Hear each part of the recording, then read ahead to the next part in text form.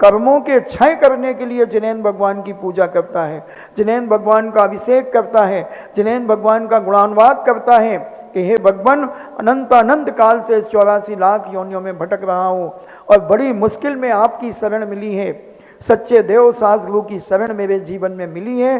भगवान मुझे ऐसी शक्ति दो कि मैं आपके गुणानुवाद करते हुए अपने जीवन में दर्शनम देव देवस्य दर्शनम पाप नाशकम दर्शनम स्वर्ग सोपानम दर्शनम मोक्ष साधनम। हे भगवान, मुझे ऐसी शक्ति दो कि आपके दर्शन करने से मेरे पापों का क्षय हो, और मुझे स्वर्ग का सोपान नहीं चाहिए, मुझे तो मोक्ष मार्ग चाहिए, तो परंपरा से मुझे मोक्ष मिलना चाहिए। हे भगवान, अभी वर्तमान में मेरी शक्ति नहीं है कि मैं आरिका बन सकूं, छुल्लिका बन सकूं, एलक छुल्लक बन सकूं, मुनिराज बन सकूं, मगर इतनी शक्ति दो कि मेरा मस्तक मिथ्यात की ओर न जाए, सदा सच्चे देव सास गुरु के चरणों में मेरा मस्तक झुके, जिनवाणी माँ का मैं स्वाध्याय करूं, पंच परमेष्टि का मैं जाप करूं, जिनेंद्र भगवान की स्तुतियां और गुणानुवाद करूं, उसमें मेरा मन विचलित ना हो। ऐसी शक्ति भगवान के चरणों में बैठकर हम भावना भाएं, इससे कर्म क्षयात, हमारे कर्मों का क्षय होगा, पुण्य का बंध होगा, हमें अंतरंग शक्ति मिलेगी, बहिरंग मिलेगी, और जब अंतरंग और बहिरंग शक्ति हमारे जीवन में होगी तो हम त्याग और तपस्या की ओर बढ़ेंगे और अपने कर्मों को हम क्षय करेंगे। इच्छा निरोधा तपा, हम अपनी इच्छाओं का निरोध करें और अपने जीवन में निरतिचार पालन करने का प्रयास अपनी अंतरात्मा का करें। बंधुओं, ये धर्म मजाक नहीं है। हमने सोचा कि हम तो जैन कुल में जन्म ले लिया तो हमारा कल्याण हो जाएगा। अनंग सरा 3 साल तक 3000 वर्ष तक जंगल में रही, सर्प ने निगल लिया, सर्प ने निगल लिया, 3000 वर्ष तक तपस्या करी और सर्प ने निगल लिया, फिर भी स्त्रीलिंग का छेदन नहीं कर पाई। बंधुओं, बिसल्या बनी। स्त्रीलिंग का छेदन करना कोई मामूली बात नहीं है। इसलिए स्त्री की पर्याय दूसरों की चुगलियां करने से, श्रृंगार करने से, बार बार दर्पण देखने से, यहाँ वहाँ की बातें भिड़ाने से, ये सब स्त्री पर्याय मिलती है। इससे स्त्री वेद का बंध होता है। विचार करो कि हे भगवान, मेरी ये स्त्री पर्याय कैसे छूटे, कैसे छूटे। अपनी निंदा ग्रह करो, मगर हम तो दूसरों की निंदा करने में आनंद लेते हैं, हम तो इधर उधर की बातों में आनंद लेते हैं, हम तो इसको उसको नीचा दिखाने में आनंद लेते हैं। तो जैनाचार्य कहते हैं अभी स्त्री पर्याय छूटेगी नहीं, छूटेगी नहीं।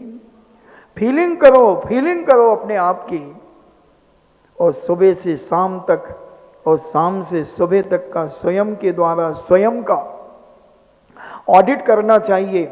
सोने के पहले हर स्त्री पुरुष को, भाई को, बहन को, बेटी को, बहू को, सासू जी को, सबको अपनी सुबह से शाम तक की सारी गलतियों को मस्तिष्क में नोट करना चाहिए कि हमने सुबह उठने से लेकर और सोने तक कितने लोगों के बारे में क्या क्या सोचा है, कितना बुरा सोचा और कितना अच्छा सोचा, ये निर्णय करना चाहिए। फिर आलोचना पाठ पढ़ना चाहिए, अपनी निंदा ग्रह करना चाहिए, और आलोचना पाठ पढ़ करके सभी जीवों को क्षमा भाव करना चाहिए, सबसे क्षमा करना चाहिए, सबको क्षमा करना चाहिए। मांगना मत, क्षमा मांगना मत, क्षमा करना। मांगते तो हम अनादि काल से चले आ रहे हैं। कोई 50 साल से मांग रहा होगा क्षमा, कोई 20 साल से, कोई 25 साल से, कोई 40 साल से, कोई 60 साल से। 10 लाख क्षण पर्व का क्षमा वाणी पर्व आता है। उत्तम क्षमा, उत्तम क्षमा, उत्तम क्षमा, उत्तम क्षमा। मोबाइल पर काहे उत्तम क्षमा, उत्तम क्षमा। ये तो भिखारियों का काम है रे। साहूकार, सेठ, राजा, महाराजा, साधु, संत क्षमा करते हैं, वो मांगते नहीं हैं। करना बहुत महत्वपूर्ण है। मांग तो हम लेते हैं, किससे मांगते हैं? जिससे हमारी दोस्ती होती है, जिससे हमारी मित्रता होती है, जिससे हमारा बोलचाल होता है, जिसके साथ हम उठते बैठते हैं, उससे हम क्षमा मांगते हैं। और जिससे हमारी बुराई चल रही है 6-6 महीने से, सालों से, उसकी तरफ हम देखते भी नहीं है। उसी सभा में वो खड़ा है, फिर भी हम एक झटके में घूम जाएंगे, उत्तम क्षमा, उत्तम क्षमा, उत्तम क्षमा, उत्तम क्षमा, और इधर वो खड़ा था। ये है और मायाचारी, ये है करेला और नीम चढ़ा, ये करेगा विनाश। अगर तुम क्षमा कर रहे हो एक एक व्यक्ति से, भैया क्षमा करना। जिंदगी में जो कुछ अभी तक हमारे द्वारा आपका अपमान किया गया हो, मैं मन वचन काया से आप मुझे क्षमा करें और मैं भी आपको क्षमा करता हूं। ऐसे परिणाम क्या होते हैं? मोबाइल पर क्षमा किससे मांगी जाती है? जिनसे हमारी मित्रता है। और ज्यादा हुआ हम लोगों के पास, महाराज जी उत्तम क्षमा, महाराज जी उत्तम क्षमा। अरे भाई काहे की क्षमा? क्या किया तुमने मेरा? हमारा तुम्हारा कौन सा झगड़ा है? कौन सा कसाई हमारी तुम्हारी? उनसे मांगो ना जिससे 6 महीने से क्या 6 साल से बोलचाल बंद है। उससे तो नहीं मांगूंगा महाराज जी, मरते मर जाऊंगा। अरे कसाई मिथ्या दृष्टि दुर्गति में जाएगा, सड़ सड़ के मरेगा। उससे क्षमा मांग जिससे तेरा बोलना बंद है। महाराज जी मैंने 10 उपवास किए, कोई क्षमा, आपका कोई अभिनय हो गया हो महाराज जी, आपको नमोस्ते क्षामी करने में कोई गलती हो गई हो महाराज जी, क्षमा करना। अब मैं पालना करने के लिए जा रहा हूँ। कहाँ जा रहे हो? महाराज जी घर ही जाऊंगा, चाचा जी ने नहीं बुलाया। अरे महाराज जी उसका नाम नहीं लो, चाचा का। क्यों? महाराज जी उससे तो हमारे दादाजी ने कभी बात नहीं की, इतना दुष्ट है वो। अब बताओ ये 10 उपवास करने का क्या फल मिला? भूखे मरे, भूखे। लंघने करी है, लंघने। ऐसे उपवास करने से कुछ होने वाला नहीं है। सगे चाचा को बद्दुआ देने लगा वो तो, और क्षमा मांग रहा है। उससे मांग ले क्षमा तो कल्याण हो जाएगा। कहां कर पाते हैं हम? कितने अहंकार में रहते हैं, कितने क्रोध में रहते हैं, कितनी मायाचारी में रहते हैं। थोड़ा सा गरेबान झांकने का प्रयास करो, समझने का प्रयास करो कि धर्म को हमने क्या समझ लिया है। मजाक, खिलौना समझ लिया है धर्म को, कि जय जय नाथ परम गुरु होए, बाहर का माल अंदर होए। पूजा कर रहे जय जय नाथ परम गुरु होए, बाहर का माल अंदर होए, वहीं पड़ोसी की अंगूठी गिर जाए तो धीरे से बटुआ में धर ले। और हम तो दशाक्षण में पूजा कर रहे हैं, उत्तम त्याग धर्म की पूजा कर रहे हैं, और पड़ोसी की अंगूठी गिर गई थी, डायमंड लगा था, मैंने तो धीरे से सटका ली। गिर गई थी, हमने उसके हाथ से थोड़ी चुराई, हमने तो पड़ी थी तो उठा ली। अरे चोरी की परिभाषा है किसी की पड़ी हुई, गुमी हुई, रखी हुई, बिना दी हुई वस्तु लेना चोरी है। उसकी तो गिर गई थी और तुम्हें मालूम था उसकी गिरी है और तुमने रख ली, चोरी है। क्या करोगे महाराज? इसीलिए तो हम लोग मंदिर अंदर आते नहीं, पूजा पाठ करते नहीं। जी तुम्हारा धर्म बड़ा विचित्र है, न खाने देता है, न पीने देता है, न घूमने देता है, न कुछ करने देता है, और बस बंधे रहो एक जगह। हम लोग तो किटी पार्टी वाले हैं महाराज, हम तो किटी जाते महीने में एक बार तो जाना ही जाना है, और दुनिया के होटलों में खाना है। कौन सा व्यक्ति बना रहा है, शराबी, जुआड़ी, कबाबी, क्या मांसाहारी, अब उसके हाथ का बना हमें खाना है महाराज, वही हमें पचता है। क्योंकि हम तो रईस बाप की रईस बहू हैं। हमें तो चाहिए महाराज ऐस आराम। जब हम बूढ़े हो जाएंगे, जब धर्म करेंगे, तो तुम भी यही हरकतें करोगी जो अभी की बूढ़ियां कर रही हैं। इसलिए धर्म 55 में नहीं, धर्म बचपन में होता है। और जो बचपन से धर्म शुरू कर देता है उसका 55 भी बहुत अच्छा होता है, बहुत पवित्र होता है, शालीनता पूर्वक होता है, आदर्श होता है उसका 55। और जिसका 55 आदर्श हो गया, उसके जीवन का अंत भी, अंतिम क्षण तक उसके जीवन का आनंद और महान होगा। इसलिए धर्म को करो, धर्म अंदर से करो, दिखावा मत करो। एक पूजा करो मगर बड़ी श्रद्धा से करो। कौन मंदिर आया है, कौन गया है, हमें इससे कोई मतलब नहीं। भगवान और मैं रहूंगा, उसके बीच में तीसरा कोई नहीं रहेगा। ऐसी श्रद्धा से की हुई पूजा तुम्हारे कर्मों की निर्जरा करने में कारण बनती है बंधुओं। और इधर उधर टेबल फैन जैसे बैठ करके पूजा करना, टेबल फैन जानते हो, टेबल फैन लगा दो,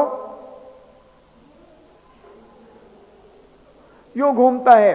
तो कई की आदत होती है, वो पूजा तो करती हैं कुर्सियों पे बैठ बैठ के। कौन मंदिर आया, कौन की बहू आई, कौन आया, सब पूछ लो उनसे, अभी पूछ लो। भी थोड़ी देर बाद जब वो पूजा करके उठे, भाई जी हाँ उनकी बहू आई थी, आई तो थी, वो काली सी साड़ी पहने थी, वो आई तो थी, वो सब बता देगी। तो तुम पूजा कर रही थी कि तुम उसकी साड़ी देख रही थी? जब बताओ क्या कर रही थी? ये मायाचार्य का धर्म कुत्ता बिल्ली बनाएगा, दुर्गति में ले जाएगा। इसलिए एक पूजा करो अपने जीवन में, मगर इतनी विशुद्धि के साथ करो, इतनी श्रद्धा के साथ। 20-25 मिनट लगेंगे, 23.5 घंटे तुम्हारे, तुम्हारे परिवार के, तुम्हारे बच्चों के, तुम्हारे बाप के, और आधा घंटा अगर जिनेन्द्र भगवान को दे दिया तो 23.5 घंटे के पाप तुम्हारे सब धुल जाएंगे और निरतिचार जीवन तुम्हारा हो जाएगा। मात्र आधा घंटा, मगर एकाग्रता से। तुम्हें पता भी ना चले कि बाजू में कौन पूजा करने बैठ गया। वो पूजा देखो, तुम्हें क्या आनंद आएगा। अभी पूज्य श्री मंत्र बता रहे थे, ओम भीम श्रीम श्रोम विलोम प्रोम सर्व रोग विनाशक श्री पार्श्वनाथाय नमः। मैंने एक बार आज आंख बंद करके उस मंत्र का जैसे ही मनन किया, पूरा शरीर मेरा रोमांच हो गया। एक बार ही बोला मैंने, और अभी तुम्हें बता रहा हूं तो अभी मेरे शरीर में रोमांच होना शुरू हो गया।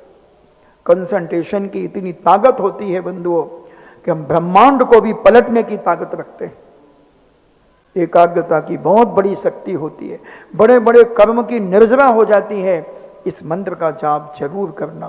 पूज्य गुरुदेव को हमें स्वस्थ करना है तो अपने घर जाकर के करो, मंदिर जी में करो, जहां जगह मिले वहां करो। और इस मंत्र का जाप जब श्रद्धा से हम करेंगे, हमारा रोमांच, हमारा संप्रेषण उनके लिए जाएगा और उनके कीटाणुओं को, उनकी बीमारियों को हटाने का प्रयास करेगा। भावना भवनाशनी होती है। हम अपने जीवन को इतना निरतिचार पालन करें, अपनी इस पूजन पाठ को, मंत्र जाप को, फिर देखते हैं कि दुनिया की कौन सी ताकत है जो हमारे कार्य में विघ्न डाल सकती है। बड़े बड़े विघ्न इन्हीं मंत्रों की शक्तियों से खत्म हो जाते हैं। हम करें, थोड़ा करें, थोड़ा करें, मगर इतना पवित्र करें, इतनी श्रद्धा से करें कि उसका फल हमें मिले। भावनाओं का बहुत बड़ा प्रभाव पड़ता है। एक छोटा सा उदाहरण देकर के अपनी बात समाप्त करूंगा। एक व्यक्ति को जब ये बात कही कि भावना का बहुत बड़ा प्रभाव पड़ता है, वो मानने को तैयार नहीं कि ऐसा नहीं होता महाराज जी, सबके कर्म अलग अलग होते हैं, भावना का कोई प्रभाव नहीं पड़ता। मैंने कहा पड़ता है। बोले नहीं पड़ता, चातुर्मास का समय था। मैंने एक काम कर, तू 2 गमले खरीद करके ला, बिल्कुल एक से, उसमें 1-1 फुट का पौधा था, वो ले आया। मैंने कहा रख मेरे सामने, और एक लोटे में पानी ले, और जितनी तुझे गालियां बकना हो, जितना बुरा भाव करना हो, जितने गंदे बातें अपने मन में लाना हो, दूसरों का विनाश करने का सोचना हो, जितना गंदा से गंदा तू कर सके, इस पानी को लेकर के तू करता चला जा, मन में करता चला जा। बोल भी इस पानी को देख करके बोल, बोल। मैंने कहा बोल। उसने खूब गालियां बकी, खूब जो उसके मन में आया खूब बुरा बोला। 15 मिनट तक बोलता रहा। मैंने अब ये लोटा का पानी उस गमले में डाल दे। मतलब एक सज्जन व्यक्ति को बुलाया, जो बहुत अच्छे सज्जन थे, हित मित प्रिय वचन बोलते थे और बड़े धर्मात्मा थे। मैंने बहू जी, इस लोटे को लेकर के आप अपनी पवित्र भावना रखिए, कितनी पवित्र आप रख सकते हैं आप रखिए। उन्होंने पहले आप 5 मिनट आंख बंद की, और जिस जिनालय में वो जाते थे उन्होंने जिनेन्द्र भगवान का स्मरण किया, पूरा शरीर उनका रोमांचित हो गया। फिर उन्होंने उस लोटे को लिया और अपनी सद्भावनाएं उस लोटे में देना शुरू कर दी। 5 मिनट तक उन्होंने सद्भावना दी। मैंने एक दूसरा गमला था, मैंने उसमें ये पानी डाल दो। अब आपको ये प्रतिदिन करना है, 1 महीने आपको करना। और मैंने कहा 1 महीने आपको करना, कितनी गंदी भावनाएं आप कर सकते हो। दोनों को रख दिया 10 फुट के गैप से, और 1 महीने उन्होंने ये कार्य किया। पानी बकायदा दिया जा रहा है, सूर्य का प्रकाश बराबर मिल रहा है, सब कुछ मिल रहा है। जो 1 फुट का था वो 1.25 फुट का तो हो गया, मगर सूख गया। और वो जो था बिल्कुल एक ही पौधे थे, और वो लहरा गया, उसमें से फूल फूल गए और हरा भरा हो गया। और 1.25 फुट का वो था, वो सूख गया और ये हरा भरा हो गया। भावना भवनाशिनी, भावना भवनाशिनी इसे कहते हैं। इसलिए मेरी प्यारी माताओं, मंदिर में, धर्म सभाओं में, जहां भी धार्मिक अनुष्ठान हो, पूरा मन वचन काय की एकाग्रता के साथ उस जगह बैठ जाओ। केवल कानों से मत सुनो, आंखों से मत देखो, संपूर्ण शरीर को अपने कान बना लो कि क्या कहा जा रहा है। फिर देखते हैं दुनिया की कौन ताकत तुम्हें विचलित कर सकती है मोक्ष मार्ग से। संपूर्ण शरीर को कान बना लो, भोजन करते समय संपूर्ण शरीर को मुख बना लो, जिनेंद्र भगवान के दर्शन करते समय संपूर्ण शरीर को आंख बना लो। फिर देखते हैं तुम्हें साक्षात जिनेंद्र भगवान के दर्शन कैसे नहीं होते। करके तो देखो। बहुत बड़ी ताकत है बंधु हमारी भावना के अंदर, बहुत बड़ी ताकत है, मगर हमारी भावनाएं ही पवित्र नहीं, हमारा सोच ही पवित्र नहीं है। हम जहां पवित्र स्थान में भी हम अपवित्रता फैलाते हैं। हम संसार की बातें करके अपने आप को धन्य मानते हैं। हम इधर उधर के राग देश की कसाईयों की बातें, रोटी कपड़ा और मकान की बातें ना जाने किन को करके हम अपने भाई आज भाई कोई के हाल नहीं भाई नहीं भाई। मंदिर में पूछने की जरूरत क्या है। ये बी कथा कहलाती है। 15 प्रमाद में 4 बी कथाएं हैं। भोजन कथा, चोर कथा, राज कथा, स्त्री कथा, ये बी कथाएं हैं। और हम यही करते बैठे रहते हैं। हम यही, इसी में बड़ा आनंद आता है। दूसरों की बुराई सुनने में और करने में बड़ा आनंद आता है। प्रवचन में तो हम उठ के भग जाएंगे, और अभी कहो इधर उधर बैठी होंगी, बहुत सारी मंदिरों में बैठी होंगी, चाहे उधर खड़ी होंगी, रोड के बाहर जाते जाते रुक गई होंगी, उसने कुछ सुना दिया होगा। ये सब हमारे जीवन के विनाश के कारण हैं। एज यू लाइक, पसंद अपनी अपनी। मैं तो माल दिखा करके चला, खरीदना हो तो ऑर्डर दे देना। अगर तुम्हें आज का प्रवचन पसंद आया हो, कल परसों के प्रवचन पसंद आए हो, तो मुझसे ऑर्डर दे देना, मैं माल भेज दूंगा और तुम्हारे जीवन की दुकान दिन दूनी रात चौगनी चलेगी। तुम संपन्नता से भर जाओगे, तुम पुण्य से भर जाओगे, और विनाश के कगार से तुम बच करके सदमार्ग के मार्ग में लग जाओगे। यही बंधुओं मनुष्य पर्याय की सार्थकता है। बहुत गई वही थोड़ी थोड़ी भी अब जाए, उसके पहले अपने आप को कुछ बना लिया जाए, कुछ समझ लिया जाए।